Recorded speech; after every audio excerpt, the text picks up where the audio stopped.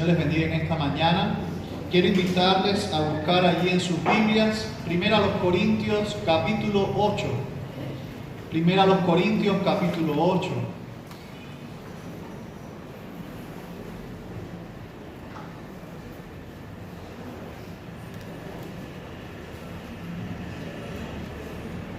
Continuamos nuestra serie de sermones en la carta de Pablo, la primera carta de Pablo a los Corintios, bajo el título del Camino del Amor.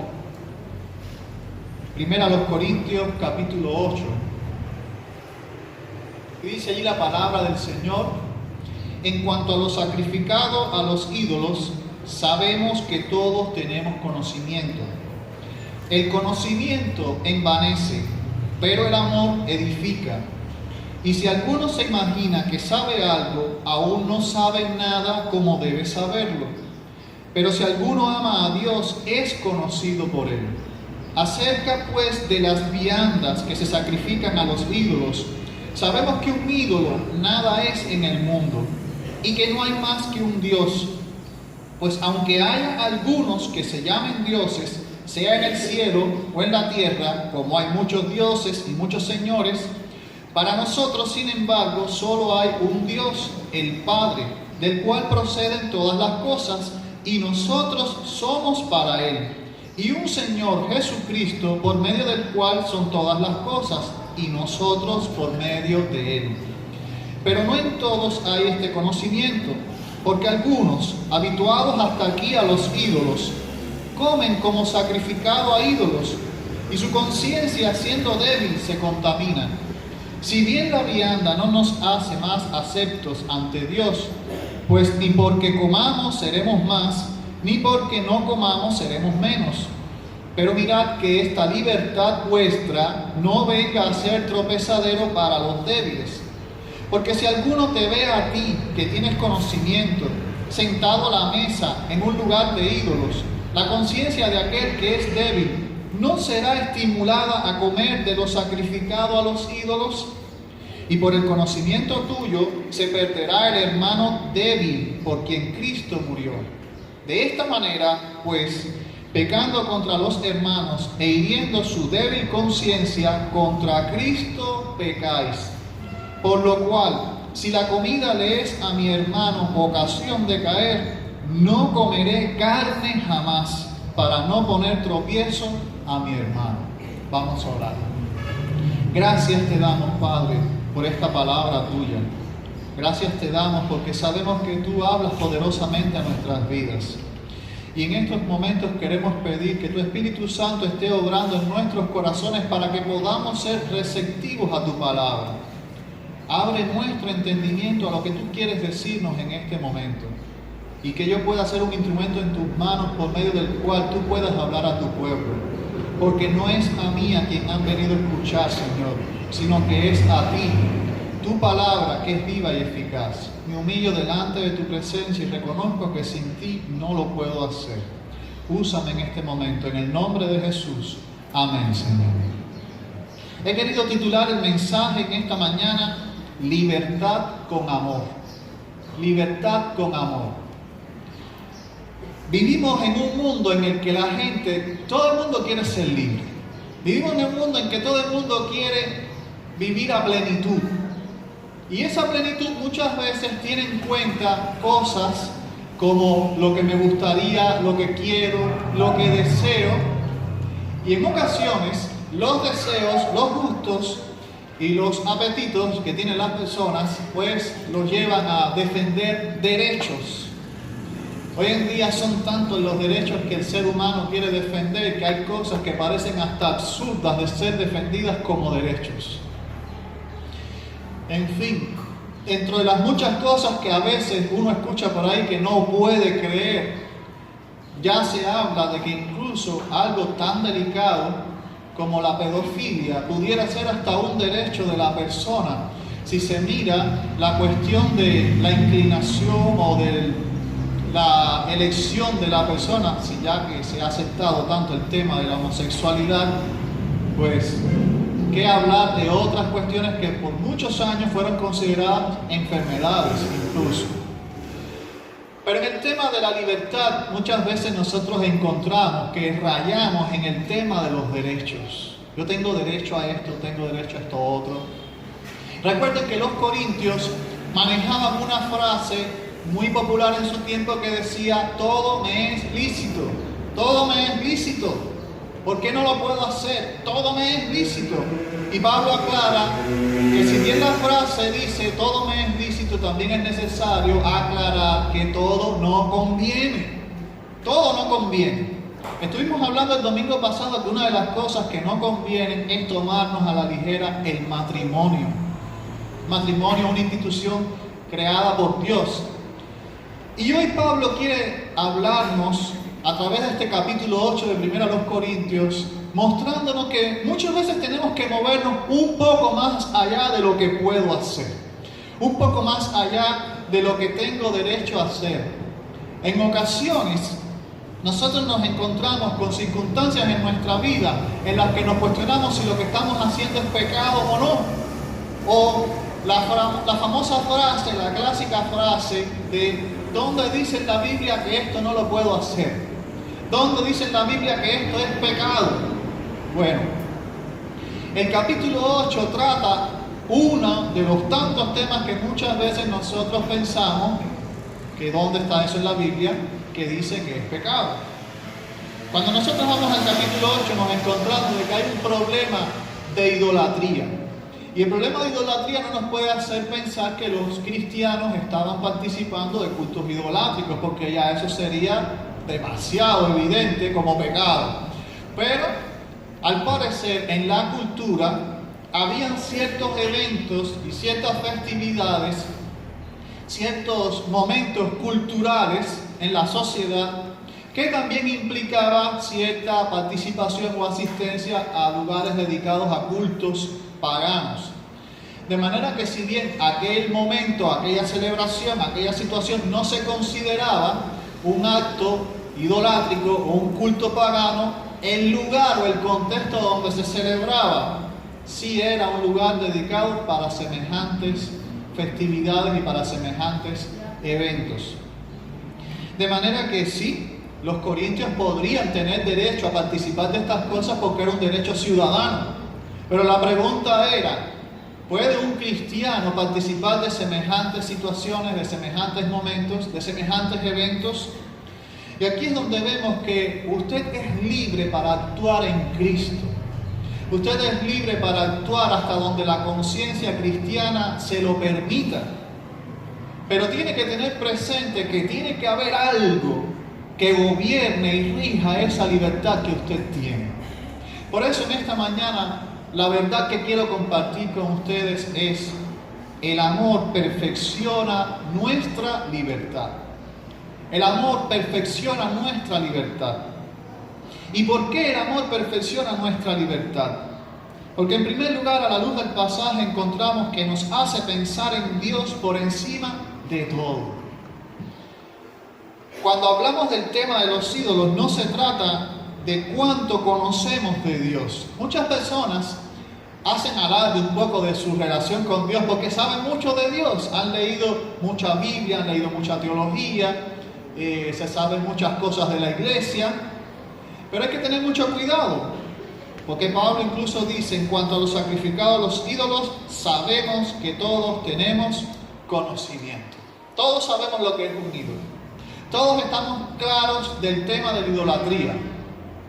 Y claro, el concepto de idolatría se puede extender mucho más allá de las barreras que a veces culturalmente se ponen, porque a veces pensamos que un ídolo es una estatua o una imagen. Pero un ídolo es todo aquello que ocupe el lugar de Dios. Todo aquello que se siente en el trono de tu vida es un ídolo. Un ídolo puede ser tu familia, un ídolo puede ser tu dinero, un ídolo puede ser tu trabajo, un ídolo puede ser algún logro importante que hayas tenido. Y te sientes tan orgulloso de eso que eso es lo primero en tu vida. Pablo sabe que los corintios tienen conocimiento acerca del peligro de la idolatría. Pero muchas veces nuestro conocimiento puede ser un arma de doble filo para nosotros y hacernos creer que estamos seguros con lo que conocemos. Muchas personas se han sentido seguros de su conocimiento, más que del cuidado que Dios puede tener sobre ellos. ¿Cuántos hemos escuchado la frase, en la confianza está el peligro? ¿Y la confianza por qué se genera? La confianza se genera porque la persona pretende conocer mucho acerca del tema. La confianza se genera porque la persona se cree experto en la materia. Pero déjame decirte que en materia de la vida cristiana todos somos inexpertos. Todos necesitamos aprender. Todos necesitamos crecer. Y ninguno puede sentirse tan confiado de sí mismo que no vaya a caer un día. Por eso Pablo dice, si alguno se imagina que sabe algo, aún no sabe nada, como debe saber. ¿Cuántas veces las personas hablan de temas, disertan acerca de temas, discuten, exponen acerca de temas y al final, ¿cuántos saben del tema? Si todavía el tema puede que esté bajo investigación y bajo debate. Ahora sí, el conocimiento puede producir algo dañino en la vida del creyente. Dice la palabra de Dios que el conocimiento envanece. El conocimiento envanece porque cuando la persona solamente vive de lo que sabe y la persona expresa solo lo que sabe, esa persona puede creerse ser, mejor que nadie. Hay personas que muchas veces hacen tanto alarde de lo que conocen que se vuelven arrogantes, se vuelven orgullosos, autosuficientes. Y la Biblia aclara que es peligroso porque el conocimiento envanece, pero el amor edifica. Y no es que nosotros no podamos conocer, no es que el cristiano no sea una persona preparada, no es que el cristiano no sea una persona que estudie. Es que el cristiano, por encima de todo el conocimiento, no puede olvidar que Dios lo ha llamado a amar a su prójimo como a sí mismo. Y a amar a Dios con todo su corazón, con toda su fuerza, con toda su alma, con toda su mente. Por eso, la libertad con amor nos hace pensar en Dios por encima de todo. Dios tiene que ser lo primero en nuestra vida. Cuando Dios es lo primero en nuestra vida, todo conocimiento, todo orgullo, todo logro personal queda sujeto al dominio y al control del Señor. Todo es simplemente secundario. Jesús le decía a las personas de su tiempo en Juan capítulo 8, versículo 32, y conoceréis la verdad, y la verdad os hará libres. O sea, conoceréis la verdad y la verdad os hará libres. Y es real, cuando usted conoce la verdad, y la Biblia define qué es la verdad, en aquella oración de Jesús en el huerto de Getsemaní en Juan 17, cuando el Señor dijo, santifícalos en tu verdad, tu palabra es verdad. La palabra de Dios es la verdad. Lámpara es a mis pies tu palabra y lumbrera a mi camino. ¿Cuántos versículos pudiéramos mencionar acerca de que la palabra de Dios es la verdad? Cuando nosotros conocemos la verdad de Dios, somos libres. ¿Libres de qué cosa? Bueno, hay que entender en el contexto que Jesús dice estas palabras. Jesús le está hablando a los fariseos, Jesús le está hablando a los escribas, personas que conocían mucho, personas que eran muy sabelotodos, personas que estaban envanecidos en su conocimiento, déjeme decirle, y que en base a su conocimiento y a su preparación eran capaces de poner cargas cada vez superiores a lo que ellos mismos podían llevar. Querían ser tan estrictos y tan rigurosos con la ley, con la palabra de Dios, que incluso ponían mandamientos que ni siquiera Dios había ordenado al pueblo, en su afán y en su deseo de ser muy santos y de ser muy apartados para Dios. Pero el amor nos da la libertad de acercarnos a Dios sin prejuicios. Pablo dice, acerca pues de las viandas que se sacrifican a los ídolos, sabemos que un ídolo nada es en el mundo. ¿Qué es un ídolo?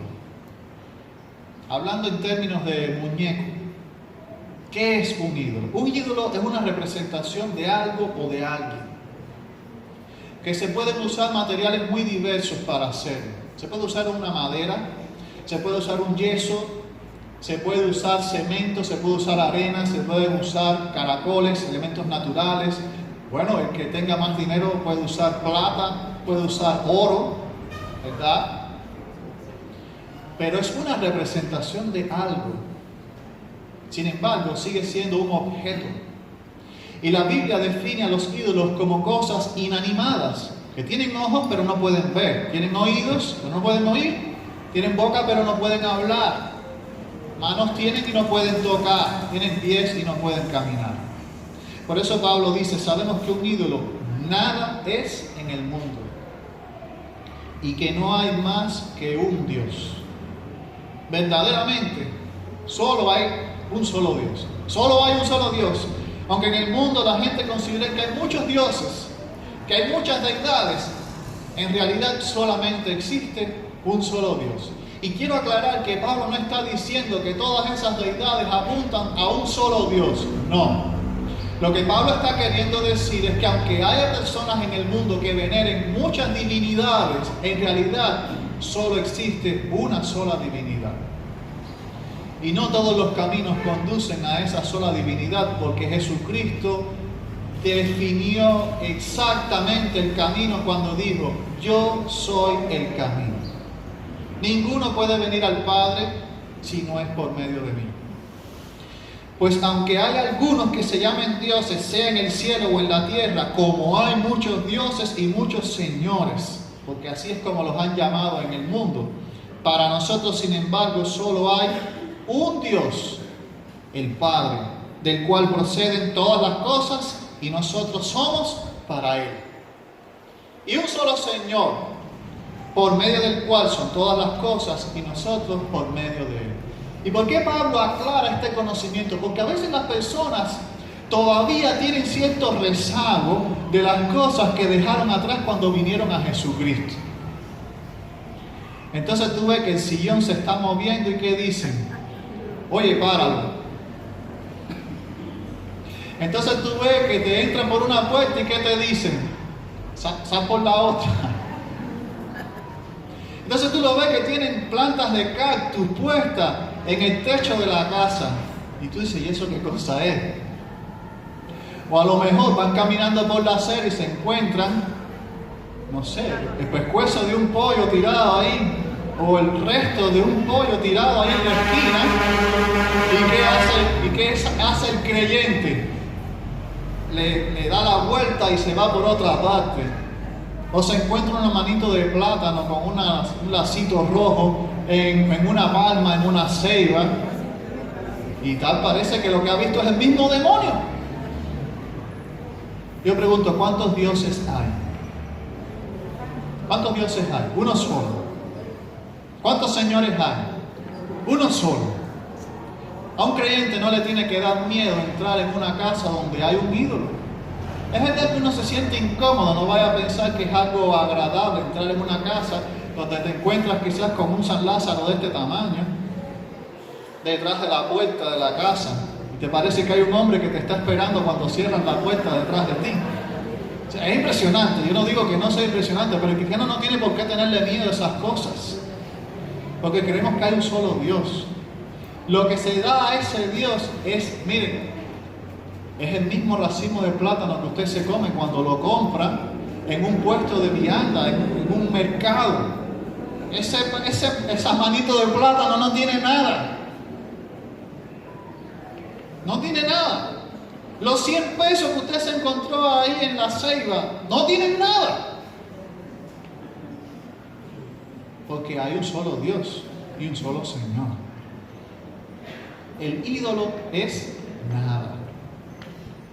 Y ese es el conocimiento que tú y yo tenemos en Cristo. Por eso hemos conocido la verdad y la verdad que nos ha hecho libres. Libres de prejuicio, libres de falsas creencias, libres de temor.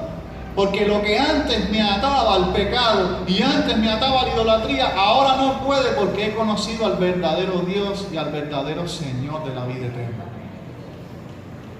Entonces, el amor es importante porque perfecciona la libertad que ahora tengo en Cristo. Mi amor hacia Dios como lo primero en mi vida me da una seguridad tan grande de que esas cosas que hay en el mundo no pueden contra mí. Porque el Señor está conmigo. Porque el Señor es quien me defiende, el Señor es quien me protege. Por lo tanto, hermano, mi libertad necesita del amor para ser perfeccionada. No mi conocimiento, mi amor a Dios. Porque, como bien dice Pablo, si alguno ama a Dios, dice ese versículo 3, es conocido por Dios. Y eso no significa, fíjense qué interesante, dice que si alguno ama a Dios, es conocido por Dios, no es al revés. Pensamos que es al revés, que si alguno ama a Dios, conoce más a Dios. No, no es cierto. Si alguno ama a Dios, en realidad es conocido por Dios. Y lo que a nosotros nos tiene que preocupar no es conocer más de Dios, sino que Dios nos conozca a nosotros. Porque quien es conocido por Dios tiene una relación con el Señor. Tiene una relación viva con Dios. Es amigo de Dios. Es hijo de Dios. No importa cuánto conozca la persona de la religión, de la vida cristiana, de lo que hay por ahí en el mundo. Lo importante es que ames a Dios, porque si amas a Dios, tú eres conocido por Él. Por eso, el amor perfecciona nuestra libertad porque nos hace pensar en Dios por encima de todo. En último lugar, el amor perfecciona nuestra libertad porque nos hace pensar más en otros que en nosotros. Y es bueno aclarar que aunque sabemos que los ídolos son nada y no pueden contra el creyente, todos no son iguales. Todos somos diferentes. No todos tienen el mismo conocimiento de Dios y de la libertad que hay en Jesucristo. Pero no en todos hay este conocimiento, porque algunos, habituados hasta aquí a los ídolos, comen como sacrificado a ídolos y su conciencia, siendo débil, se contamina. Si bien la vianda no nos hace más aceptos ante Dios, pues ni porque comamos seremos más, ni porque no comamos seremos menos. Puede que haya hermanos que habiendo salido de ese mundo, que habiendo estado muy involucrados en ese mundo, todavía tengan ciertos temores y tengan ciertos prejuicios con respecto a estas cosas.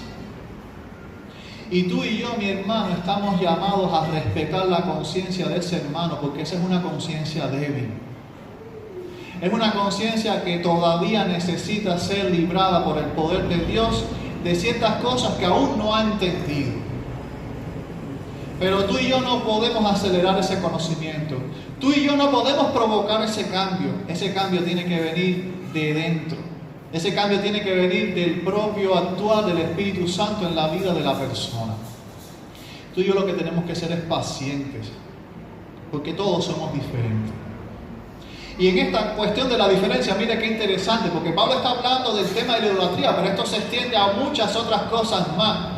Yo recuerdo que había un hermano que me decía en la iglesia: pastor, yo les digo a usted que yo sé que el Señor se glorifica con todo tipo de música, pero yo no soportaría que en la iglesia me pusieran un merengue cristiano.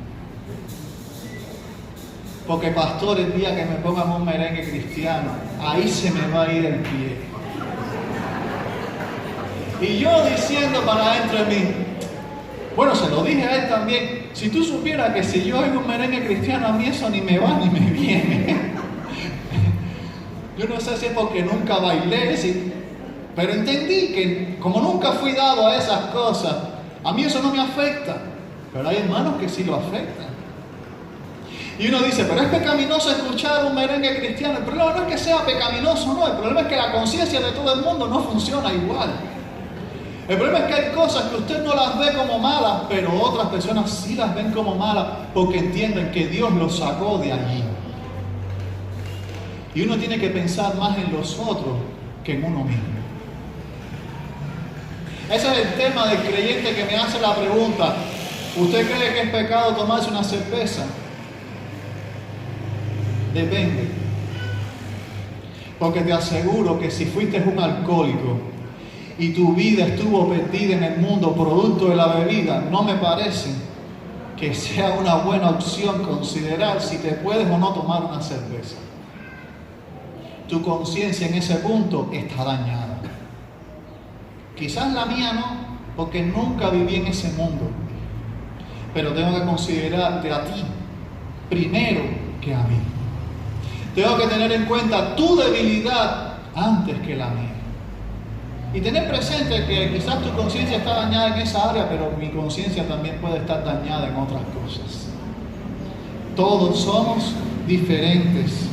Tu libertad no puede hacer tropezar a otros. Mirad que esta libertad vuestra no venga a ser tropezadero para los débiles. Y esto me llama la atención porque yo veo que la gente llega a los Estados Unidos y se tira una foto y pone: llegué a tierra de la libertad. Yo digo, ¿pero qué libertad? Llegué a tierra de la libertad. Digo, ¿a qué libertad se refieren? Porque que yo sepa, yo soy libre. Aunque yo viva aquí en Cuba, yo soy libre. Porque mi conciencia pertenece a Jesucristo. Yo me siento libre en mi mente y en mi corazón. Que puede que haya cosas que a mí no me agraden, con las cuales no esté de acuerdo, pero yo ejerzo mi libertad. Nadie me puede decir a mí cómo tengo que pensar. Nadie puede mandar en lo que yo apruebo o desapruebo, porque el único que tiene derecho para hacer eso, ¿saben quién es? El Señor Jesucristo, quien me compró con su sangre y me limpió y me lavó. Yo soy libre en Cristo. Estar en otra parte no me va a hacer más libre. Estar en otro lugar no me va a hacer más libre. Puede que tenga otras oportunidades, quizás de expresión, de hacer lo que no podía hacer, pero más libre no voy a ser, porque más libre que lo que Cristo me ha hecho, no lo voy a hacer. Tú tienes que considerar entonces que tu libertad no puede hacer tropezar a otro, porque ahora la persona llega a los Estados Unidos y dice: ahora estoy en tierra de la libertad, ahora sí me puedo tomar una cerveza. ¿Y por qué no te la podías tomar en Cuba? No, porque en Cuba las iglesias prohíben tomarse la cerveza. No, no es que en Cuba te prohibimos tomarte la cerveza. Es que tu libertad no puede hacer tropezar a otros. Lo que tú entiendes que puedes hacer en Cristo, aun cuando puedes hacerlo, otro no lo va a dañar lo que tú estás haciendo. Lo que puede que con tus acciones tú destruyas la obra que Dios está haciendo en la vida de alguien que ha pasado mucho trabajo y que ha sufrido mucho en el mundo y que ha venido a Cristo para que Cristo lo restaure. Tú no puedes destruir eso. Fíjense que Pablo dice: porque si alguno te ve a ti, que tienes conocimiento sentado a la mesa en un lugar de ídolos, la conciencia de aquel que es débil no será estimulada a comer de lo sacrificado a los ídolos. Y por el conocimiento tuyo se perderá el hermano débil, porque en Cristo murió. ¿Qué pasaba en el tiempo de Pablo en la ciudad de Corinto? La ciudad de Corinto era famosa porque quedaba cerca de una ciudad que se llamaba Ismia. En la ciudad Ismia se celebraban unos juegos de competición cada 4 años. Entraba en un ciclo muy parecido a los Juegos Olímpicos. De hecho, eran conocidos como los Juegos Ísmicos. Los Juegos Olímpicos se celebraban cada 4 años en una frecuencia que no caía en estos Juegos Ísmicos. Así que usted hágase la idea, si las Olimpiadas eran famosas desde tan antigua fecha, pues los Juegos Ísmicos lo eran más. Y Corinto quedaba muy cerquita. Quedaba tan cerquita que la gente podía ir caminando. Y en Ismia había un templo dedicado a Poseidón. Y el atractivo de los Juegos Ísmicos era que parte de la celebración de aquellos juegos era invitar a todos los ciudadanos romanos mayores de 18 años a participar de una comida gigantesca gratis, solamente por ser ciudadanos romanos. Pero ¿sabe dónde se celebraba esa comida? Esa comida se celebraba en el templo de Poseidón. No era un culto pagano, no era un acto de adoración, era siempre una forma de atraer personas a un lugar que era importante para la ciudad. La pregunta es: ¿cuál era el pecado de comer?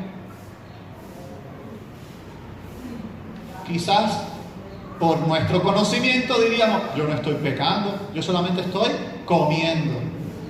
Pero Pablo dice: si alguien que salió de ese mundo te ve ahí comiendo, él no va a pensar que tú solamente estás comiendo.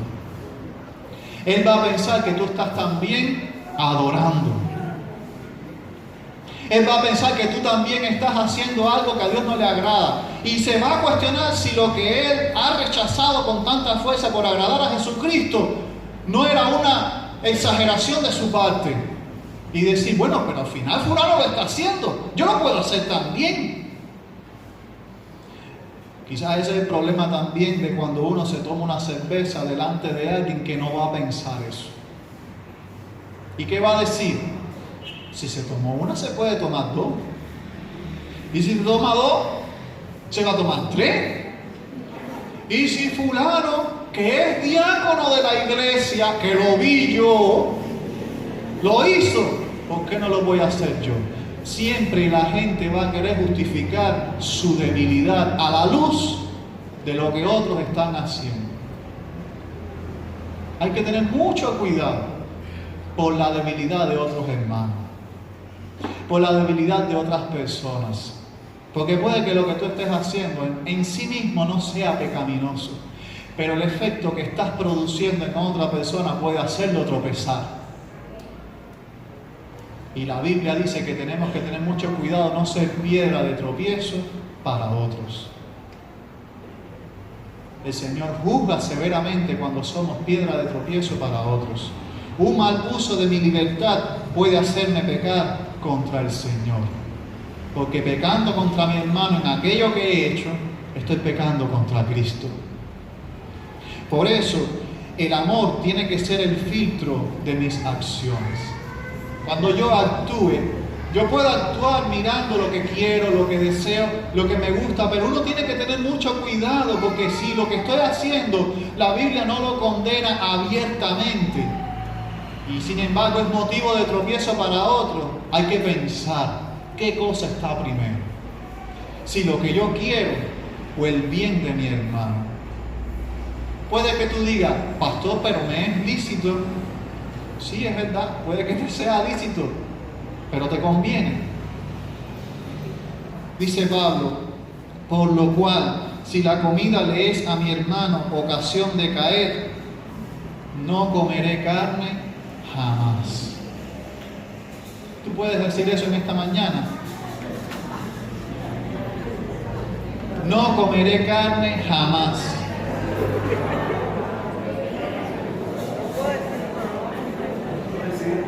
Para no poner tropiezo a mi hermano.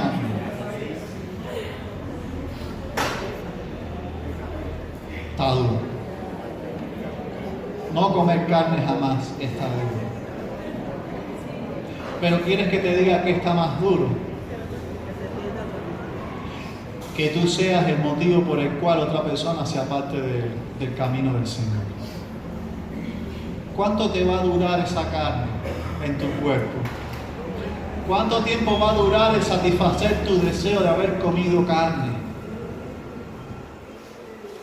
¿Cuánto va a durar una vida perdida lejos del Señor porque yo fui motivo de tropiezo? Sí, pero es que esa carne, Pablo no la está mirando como un acto de idolatría. Pablo está mirando esa carne como algo que se puede prestar para pensar lo que no es del creyente. Por eso, si yo me encuentro a un creyente en un lugar público, en un cabaret, la pregunta que me haría es, ¿qué hace un cristiano en un cabaret? Hay lugares en los cuales yo no entiendo qué hace un creyente metido. Porque eso puede ser motivo de tropiezo para otras personas. ¿Y cuántas cosas, hermanos, no tenemos que empezar a cuestionarnos en nuestra vida? Que pudiéramos hacer con toda libertad, pero por amor a mi hermano débil yo tengo que decir, no lo voy a hacer jamás. Pablo está haciendo un llamado a la iglesia de madurez. El Señor nos está haciendo en estos momentos un llamado de madurez. Desconozco cuántas cosas has podido aprobar en tu vida como lícitas. Desconozco las cosas que tú estás haciendo ahora en estos momentos que no sean pecaminosas. Pero lo que yo quiero que tú siempre te preguntes es, esto que estoy haciendo va a apartar a algún hermano débil del camino del Señor, vale la pena.